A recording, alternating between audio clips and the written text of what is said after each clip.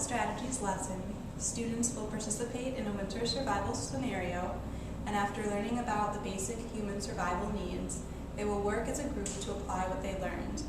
They will create a plan and prioritize their needs for survival in an emergency situation. Students will then use limited resources to construct a shelter and build a small fire.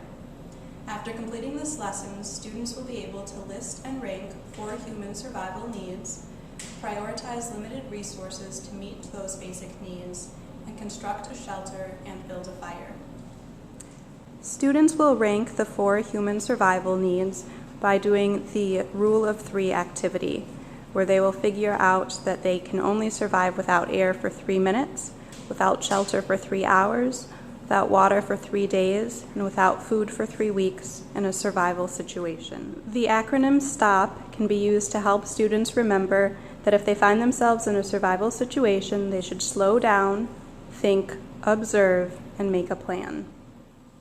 For the survival scenario, students will be read a survival story and given an option of multiple items to bring with them on their trip. They will have to work together to prioritize those items to meet their basic needs and be able to explain which items they choose to take with them and which they choose to leave behind. For the fire building activity, students will be given a fire pan and a kit containing some twine, cotton balls, birch bark, a match, flint and steel, and petroleum jelly. They will need to collect tinder, kindling, and fuel wood in order to build a fire that burns upwards. Students can practice creating a spark using flint and steel. Students can also practice creating a spark using steel wool and batteries. Make sure to douse your fire at the end of each lesson.